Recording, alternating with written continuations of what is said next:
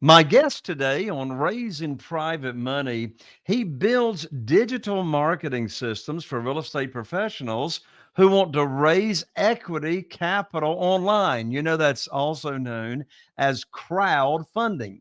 Now, his clients have raised in excess of $1 billion for real estate using his systems.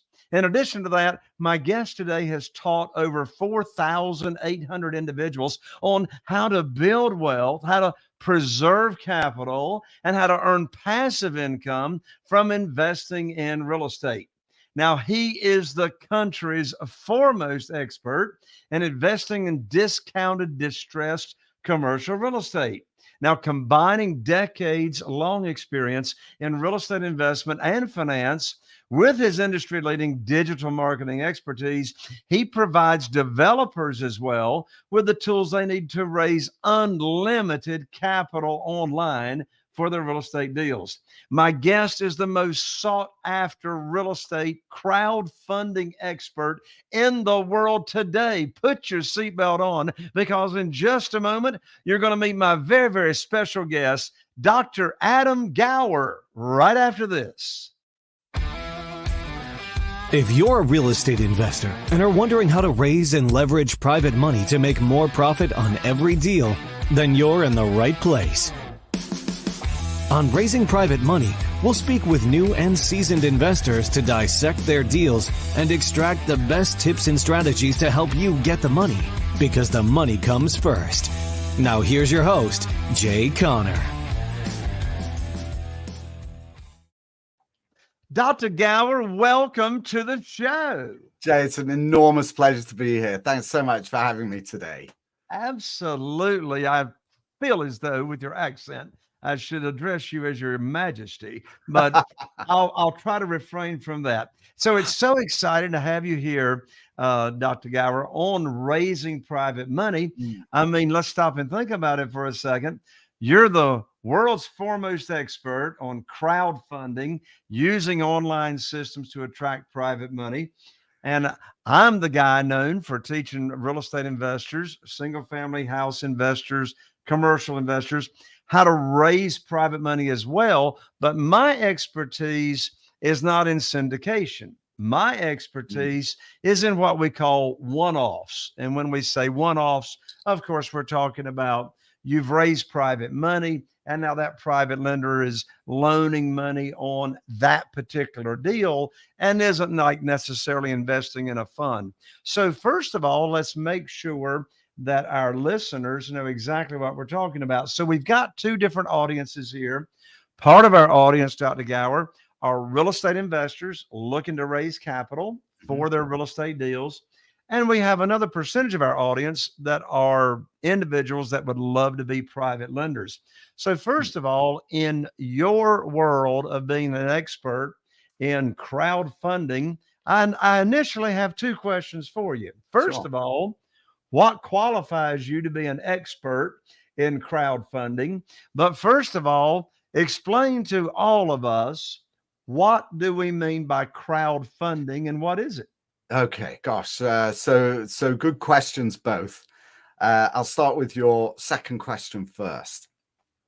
Crowdfunding is the process of raising capital from more than just yourself, right? So if you've got a deal that you want to raise capital for, if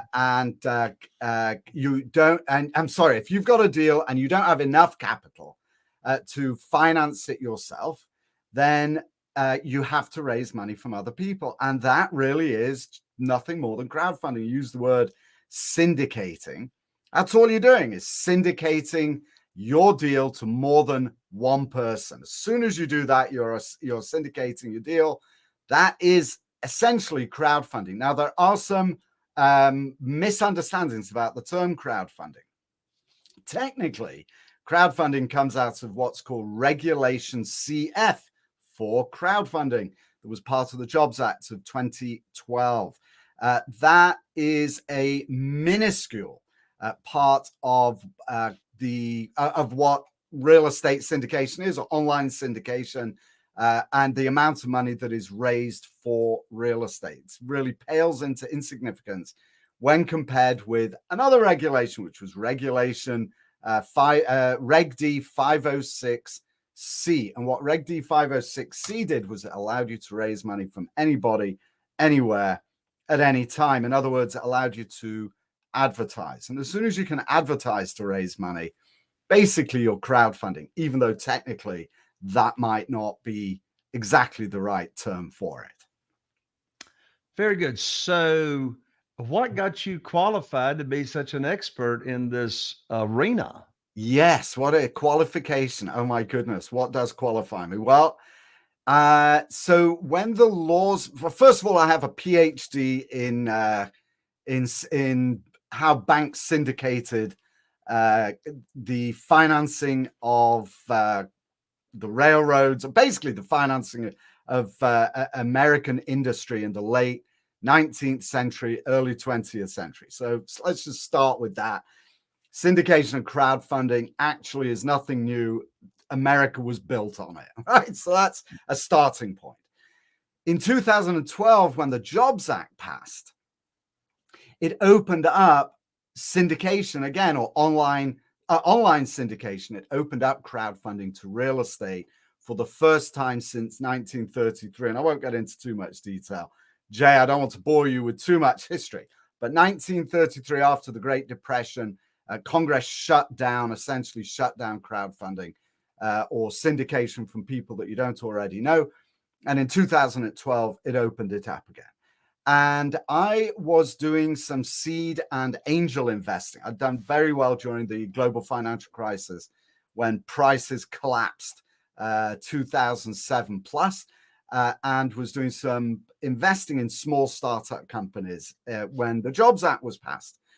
And when the Jobs Act was passed, I realized that there was an overlap between digital marketing. For the first time, there was an overlap between digital marketing and capital formation for real estate.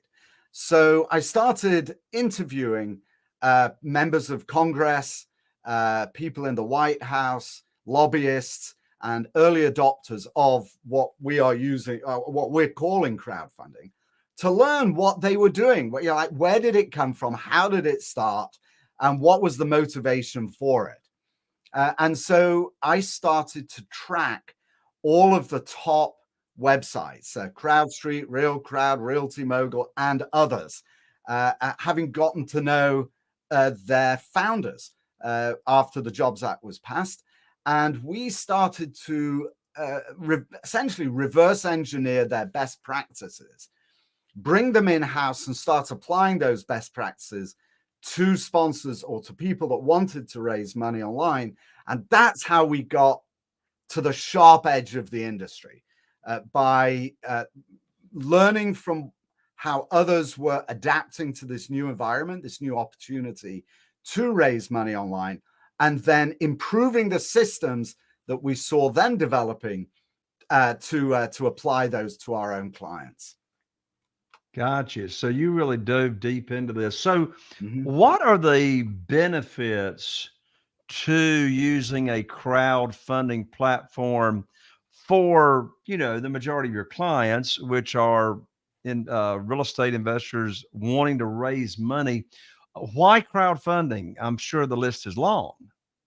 Yes, it is, actually. So there are numerous reasons. And first of all, although a lot of our clients do use some of the major platforms, what we do is we build platforms for our clients. So we build crowdfunding platforms for them so they can raise money directly. When you go to one of the big platforms like CrowdStreet or Realty Mogul, you are at essentially it's like the MLS of commercial real estate capital formation, right? You go there and you can see a dozen different deals. So you're on a shelf with other opportunities that investors can come and take a look at. What we do is we build platforms or websites for our clients so that they are only their deals are on offer, right? So these are bespoke, tailored websites and systems for our clients to raise money directly. Now, there are all kinds of advantages. First of all, you can raise a lot more money, right? That's kind of the number one. You can reach out to people that you don't know and attract them to your offerings and raise capital that way. And if you're doing that, really all you're doing is leveraging the internet, right? I mean, the power of the internet to raise capital. Think about what you and I are doing right now, Jay. I mean, we're on the internet, right? YouTube and, whatever platform, StreamYard over here to do the broadcasting. It's going to be on LinkedIn and on Twitter. It'll be in my email, be in your email, etc., etc.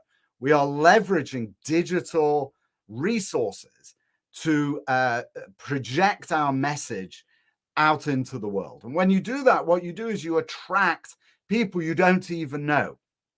And that's how it works for real estate investors who need to raise capital. The higher, the greater your visibility online, on social media, on podcasts, or through paid advertising, or however you do it, the more chance you have of attracting people to you who will invest with you. And that is, and I forgot your question. Well, the advantages of using a crowdfunding platform versus, other ways of raising private money. Well, look, I've raised over $500 million in equity throughout the course of my career.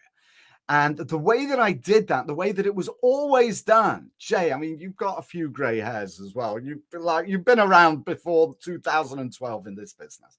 So the way that it used to be done was you would have to, I mean, cliche though it is, you would have to join a country club. You would join a foundation, you get on a board, you go to conferences, and I haven't even got any in front of me now. You'd exchange business cards, you'd meet people in person. And then you go back to your office with a stack of business cards and you'd start making phone calls, or you might send a letter, oh my goodness, or a fax, or, you give them whatever it was, right? You would follow up in person. Now, the laws required that that's how you did it. You first had to establish a relationship before you could say to somebody, hey, do you want to invest in my deal? It was all done in person. So, and it was done successfully, but it was very, very inefficient way of raising capital. When the laws were deregulated, when what's called solicitation was deregulated in 2012, it suddenly allowed you to advertise. Oh my goodness, now you can go online. So what it does for you, it doesn't eliminate the need to spend time and effort on raising money. You still have to work at it. All the tactics and techniques and advice that you provide, your students is completely valid. You still have to work at it. There's no shortcut. The difference is when you're doing it online is you are leveraging the internet and making the time you spend that much more efficient and effective. Instead of talking to one person at a time, like, on your show, instead of just talking to me, you're talking to thousands, tens of thousands of people all at the same time. That's the fundamental difference. I love it. I absolutely love this. So I want to drill down with you, Dr. Gower, on the process and how this works.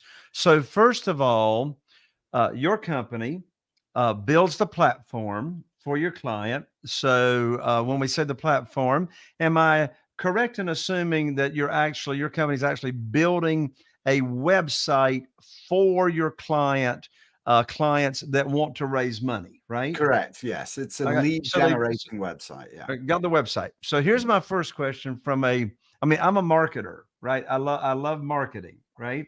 And so that's why it's so easy for me to attract a lot of private money, I suppose. But anyway, my first question is, okay, you got a website. Now, we all know you can have the best website in the world, but if nobody sees it, it doesn't do any good, right? So how does your client's website, how do other people get to find the website and actually see what's on the website? Okay, you nailed it so much on the head there, Jane. You keep disappearing from my screen. I'm not sure. I do like to see you. Somebody behind the scenes is doing that. Yeah, I do like to see your reaction. It makes me think I'm afraid you might have left. I promise not to leave you, Dr. Gower. And I'm just talking to myself. But anyway, it is good to see your face. Thank you for coming back. All right. So yes, you're absolutely right. I mean, you absolutely nailed it. If you build a beautiful website that has all the components that you need to have on it, you've got to have educational content, you have lead generation forms, there's some technical search engine optimization stuff. I mean, there's a bunch of stuff that goes into a website. Even then, if you don't drive, it's called driving traffic. If you don't drive traffic to your website, it's invisible. So the way that we do it is we take all the first thing we do is we create massive content. You got to have content. Like you've written books, you got to have content. You have books, you have articles, opinion pieces, videos. It's a lot of work, right? But the nice thing, by the way, is that once you've done it, you only have to do it once. Once you build it, it becomes an asset to you, and it just keeps on. It's like a flywheel. It just keeps on running in the background. So once you've built your website and it's replete with all the content that you have, articles, blogs, videos, etc., books, etc., what we do then is we fragment all that content. So we take small bits of all of that content and we auto post that to social media. So it automatically is posted. And at the moment, I think I'm posting fewer than 5 or 6 times a day. At my peak, I'm maybe 12 times a day on all social media channels that matter. And so what that does is it starts to elevate your visibility. By the way, key pro tip here, whenever you do that, whenever you post on social media, whether you're doing it automatic or auto posting or manually, always leave a way for somebody to follow up with you. Right. So there has to be what's called a CTA, a call to action. So all of these posts that we put out there might say, learn how to raise money from private investors. All right. Or private money. Click here to learn more. And that click here button redirects somebody to your website where prospects can come to get to, and the 3 pillars, as you know, of effective digital marketing, where your prospects can come to know, like, and trust you all on their own without any direct contact with you. Isn't that an amazing thing? You don't have to use this device, a phone, to speak to anybody. You don't have to email with them, do Zoom calls. If you've done it right, they will find you on social media from your automated posts or paid advertising, for example, navigate to your website, look at your podcasts, look at your videos, read your book, and they will become predisposed to doing business with you. But the first point of contact that you will actually have with them, they will already be sold. All they will want at that point of contact is to be converted. They just want you to take their money at that point. Really, they're sold. So that's how it works. I love that. Now, you mentioned paid ads. You mentioned your social media. So are your clients using both? Or are they primarily using one? Are they using just organic social posts on their own social platforms? Or are they also using paid Facebook ads, or all the above? Yeah. Okay. So Or pay per click. So one of the big advantages I've found of having a podcast is that when I don't know something, right? If I'm kind of struggling over a concept of something, I'll give you a good example. DSTs, I think Delaware Statutory Trust. I still don't really understand what they are. I invited someone on my podcast to explain it, right? And so hey, look, that's another advantage of being a host of a podcast. You actually get to meet some pretty smart people and learn some stuff yourself. Right? That's all I do. The only reason I have people on my show is so that I can learn what they're doing. Be surprised. So please don't hesitate. Ask me anything. Really, I really mean that. So what we've found is, first of all, the way that I like to describe it, Jay, is that when you've built one of these machines like we build, It's like, and you turn the machine on. It's like cruising down the street in a beautiful car with a big engine, with a tank full of gas, and a great looking body, right? The people are looking at, but you've not got your foot on the gas, but you're in drive. So all you're doing is you're just kind of slowly cruising down the street. So that's what happens when you build one of these systems. You start to get a drip of prospects coming in. Now, what you need to do, to answer your question, is you got to put your foot on the gas. And the way you put your foot on the gas in digital marketing is, and this is what we have found works particularly well, paid ads. Facebook is a very good resource to generate prospects and to build your business. Google is also good when you start using keywords. A lot harder with Google, but what we've found is that Google generally generates a higher quality of prospect, a prospect who is more likely to convert. Again, we're in the world of raising, hundreds of millions of dollars. So we're looking for, high ticket prospects. So Google works well. And not to interrupt you, Dr. Gower, but what I love about Google, and I use both in my businesses, like I have multiple businesses, real estate investing business, coaching business. I use Facebook ads and Google in all of those businesses. What I love about pay-per-click or pay-per-lead, the difference between pay-per-click and pay-per-lead for our listener, of course, is pay-per-click, you're doing it yourself. Pay-per-lead, you're paying a company to do the pay-per-click so you get the lead. But what I love about Google is those prospects are looking for you. They're looking for you. Yeah. So the difference is the difference that you have just described is what I call the moment of maximum intent. So with Facebook, what people are doing, they're on their phone and they're scanning for funny cat videos. That's what they're doing, or they're looking at gossip from their friends, right? So when you advertise on Facebook, you've really got to break their concentration and distract them from what they're actually doing, which is entertaining themselves. With Google, what you're doing is you are showing up when somebody says, "How do I invest in real estate?" That is the moment of maximum intent.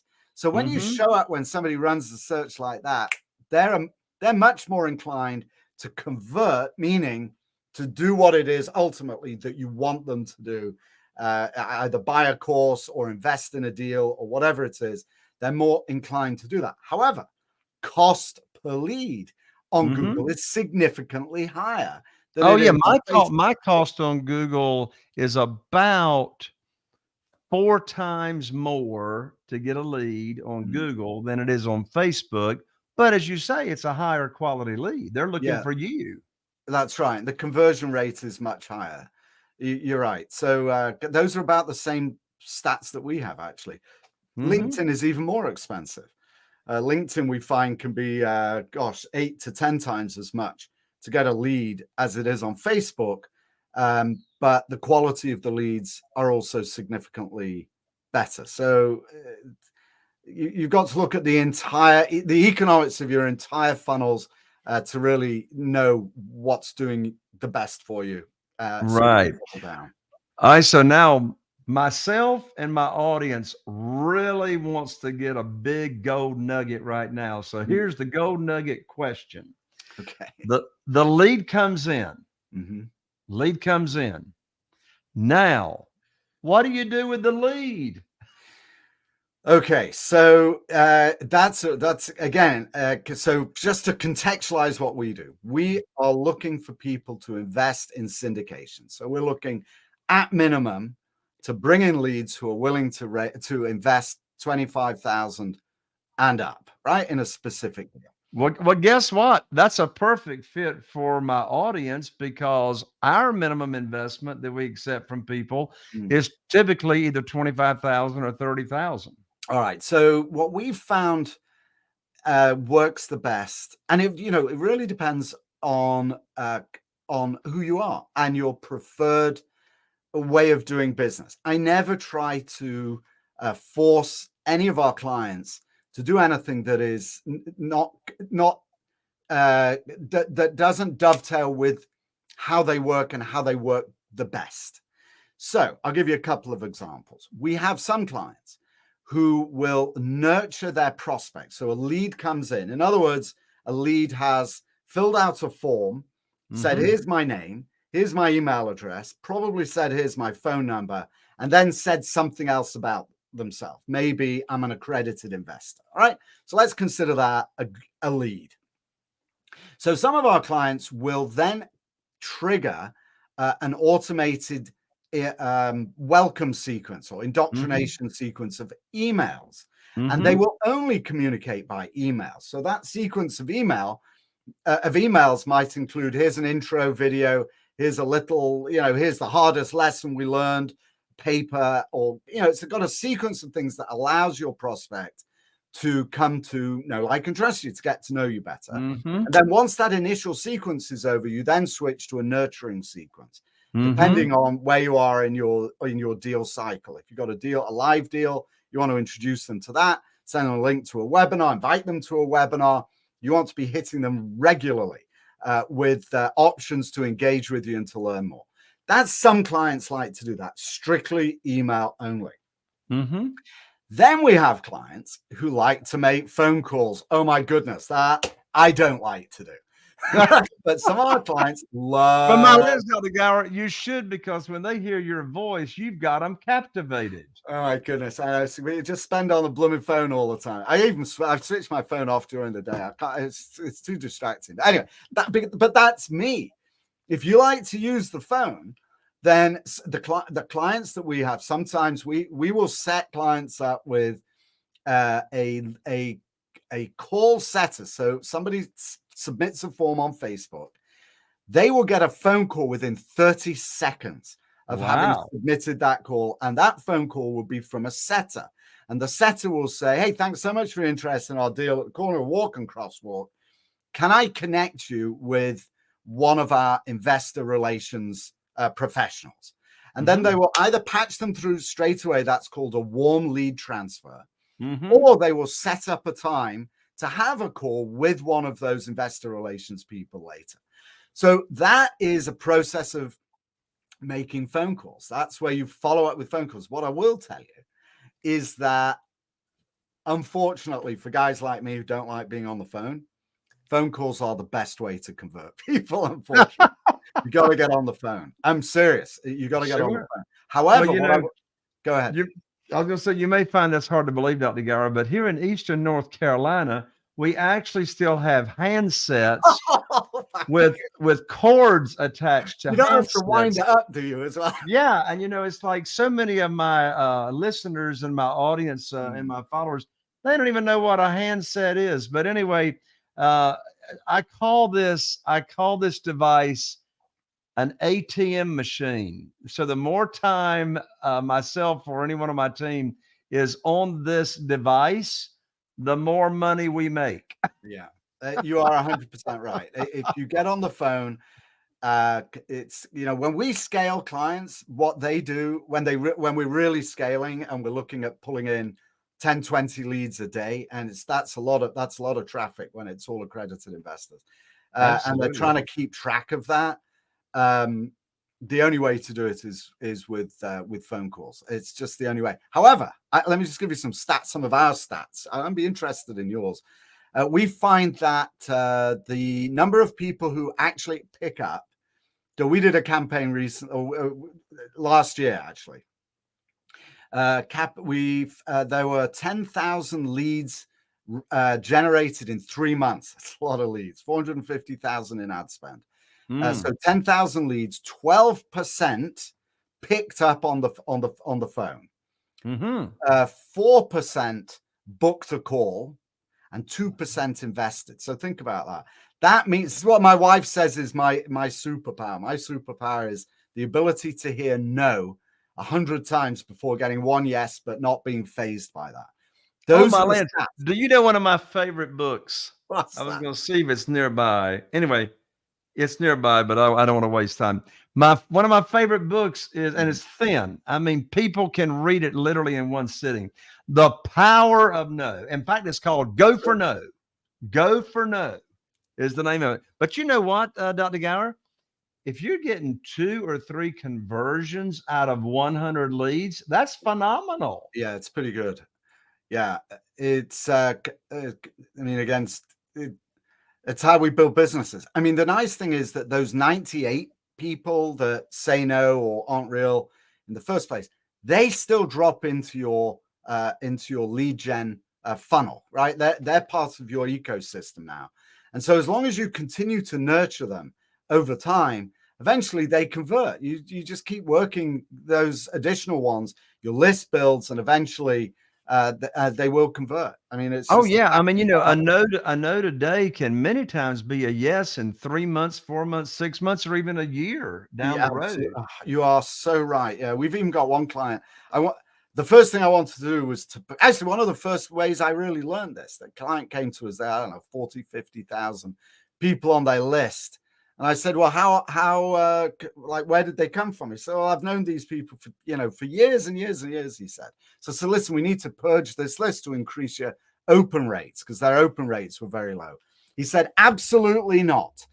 He said, occasionally we'll get somebody who has been getting my emails. He said, recently it just happened. For the last 4 years, they've been getting my emails. And suddenly, out of nowhere, he signs a check for 250,000. Like, there's no way, he said, I'm purging my list.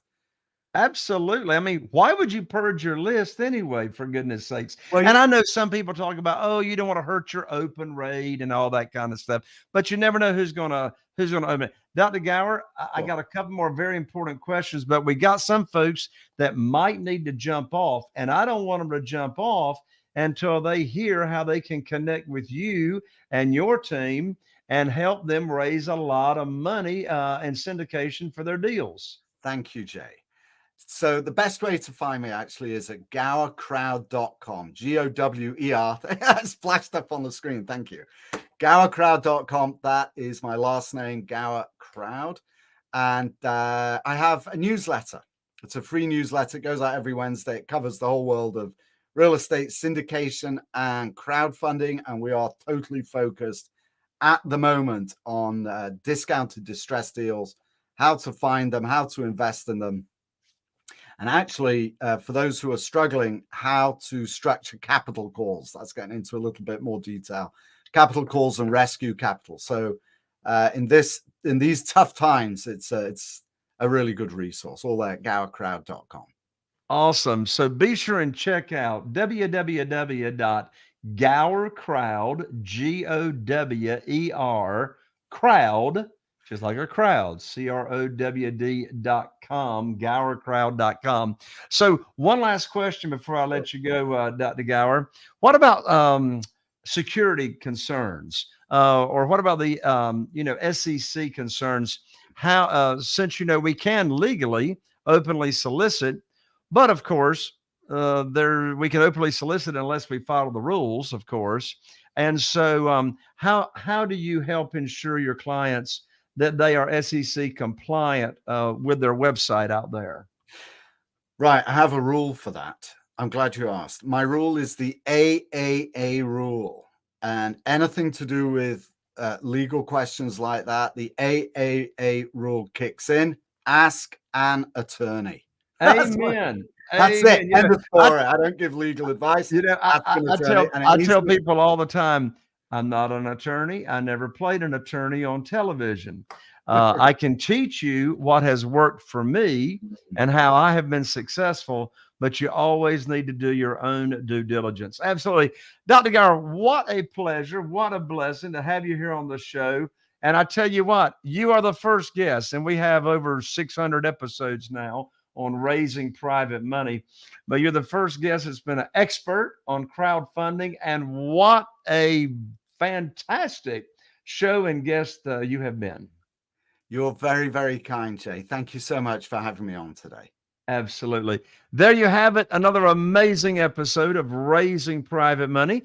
I'm Jay Conner, the Private Money Authority, wishing you all the best. Also, download my free gift to you. It's downloadable. It's called The 7 Reasons Why Private Money Will Skyrocket Your Real Estate Investing Business and Help You Build Incredible Wealth. You can download the money guide at jayconner with an ER, jayconner.com/money guide. Here's to seeing you right here on the very next Raising Private Money with Jay Conner. Are you feeling inspired by the knowledge you gained in this episode? Then head over to jayconner.com/money guide. That's jayconner.com/money guide and download your free guide that shares 7 reasons why private money will skyrocket your real estate investing business right now. Again, that's jayconner.com/money guide to get your free guide. We'll see you next time on Raising Private Money with Jay Conner.